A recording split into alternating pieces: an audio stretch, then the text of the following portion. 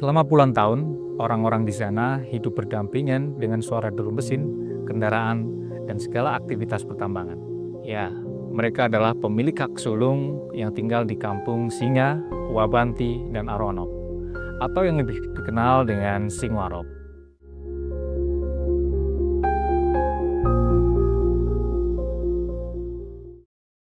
Mereka adalah orang-orang pemilik hak ulayat yang tinggal di kawasan pertambangan PT Freeport Indonesia. Jauh sebelum PT Freeport masuk ke kawasan tersebut, orang-orang di sana, masyarakat adat, sudah lebih dulu hidup dan merawat tanah leluhur mereka. Kandungan emas di dalam tanah yang tersebar di lembah-lembah hingga puncak gunung di sana, ibarat mama bagi masyarakat suku Amungme.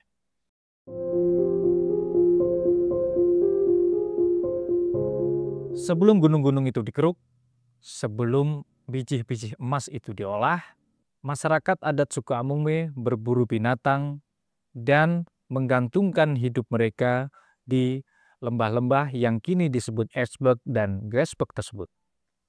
89 tahun lalu, sekelompok orang melakukan ekspedisi dan menemukan kawasan yang kini kita kenal dengan sebutan Esbek. Puluhan tahun berselang, ekspedisi Freeport menjadi titik balik yang penting.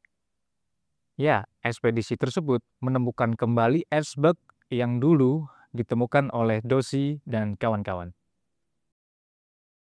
Tak lama kemudian, PT Freeport dan pemerintah Indonesia melakukan penandatanganan kontrak karya untuk yang pertama kalinya.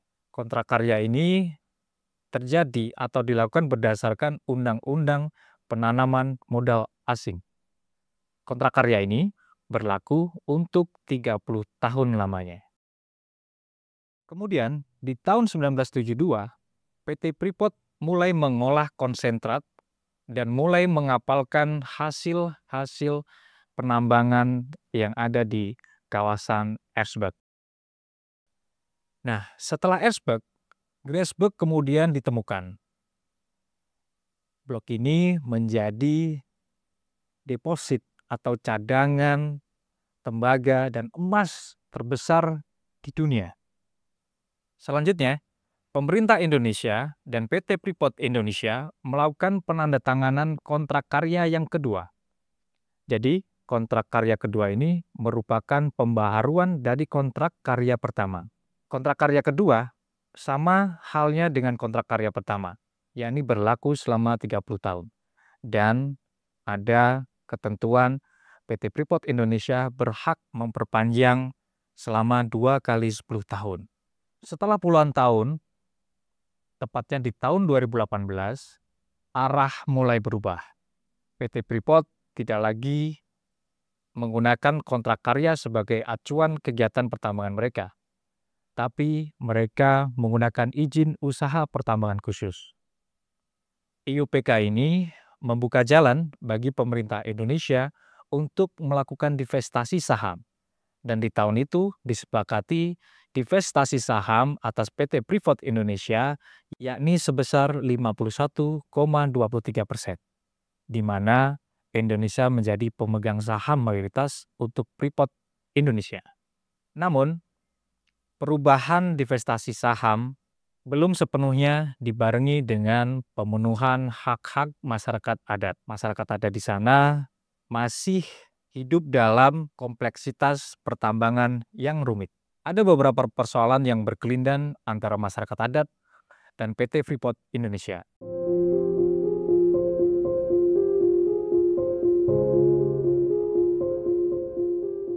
Persoalan pertama adalah kompensasi atas tanah masyarakat adat.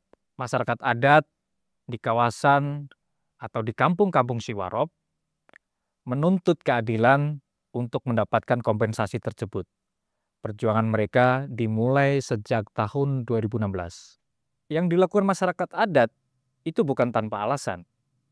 Masyarakat adat menuntut hak-hak tersebut karena mereka merujuk pada Undang-Undang Pokok Agraria.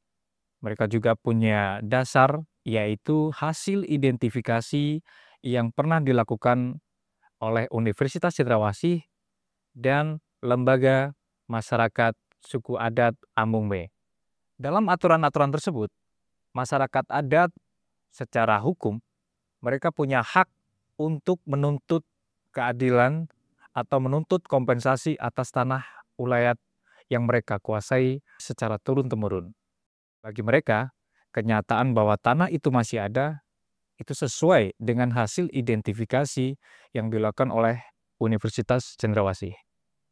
Setelah persoalan pertama, ada pula persoalan lain yang berkelindan antara masyarakat adat dan PT Freeport Indonesia, yaitu soal pembuangan limbah tambang atau yang dikenal dengan tiling.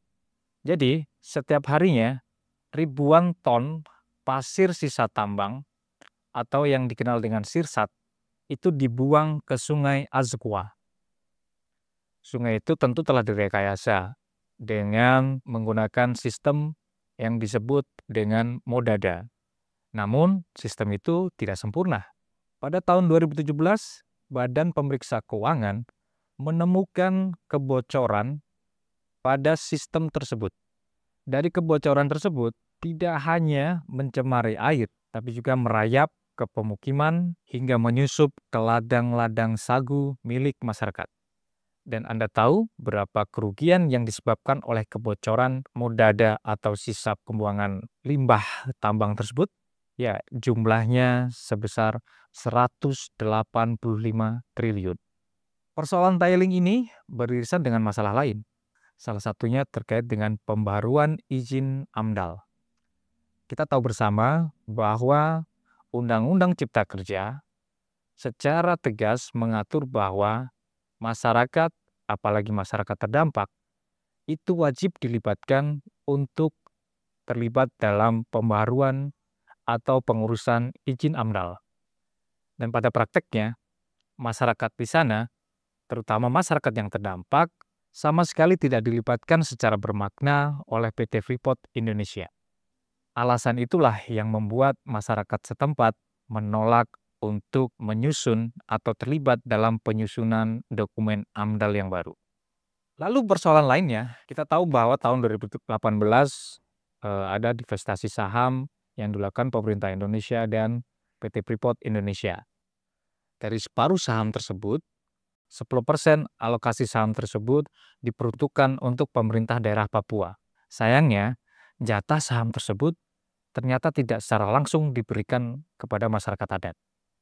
Saham itu dikelola oleh PT Papua Divestasi Mandiri yang dibentuk lewat peraturan daerah. Dan masyarakat adat hanya diwakili, tak ada porsi langsung. Lalu muncul persoalan lain, yaitu pemekaran dari Provinsi Papua menjadi Provinsi Papua Tengah. Peta berubah, aturan pun ikut bergeser. Namun satu hal yang tetap tak berubah, yaitu porsi saham yang tidak secara langsung diberikan oleh masyarakat adat. Selain masalah itu, ada pula masalah terkait bagi hasil. Tentu PT Freeport sebagai sebuah korporat besar punya tanggung jawab untuk memberikan dana bagi hasil. PT Freeport wajib menyetor pendapatan mereka kepada negara dan pemerintah daerah. Dan kita tahu Freeport selalu mengklaim bahwa setiap tahun mereka rutin menyetorkan dana bagi hasil tersebut ke pemerintah daerah. Tapi bagi masyarakat adat, mereka tidak benar-benar merasakan dana bagi hasil tersebut. Tidak ada kejelasan kemana dana alokasi untuk masyarakat adat tersebut, siapa yang mengelola, dan mengapa pemilik hak sulung tak pernah diajak atau terlibat dalam pengelolaan dana bagi hasil tersebut. Sampai saat ini, investasi sosial yang dijanjikan oleh Freeport tidak benar-benar dirasakan secara langsung oleh masyarakat adat. Dari sekian banyak persoalan ini, sejatinya masyarakat adat hanya memperjuangkan hal-hal yang sederhana. Mereka hanya menuntut keadilan. Mereka hanya menuntut apa yang menjadi hak mereka diberikan atau didistribusikan secara adil. Dan ini yang diperjuangkan oleh masyarakat Singwarop hingga detik ini.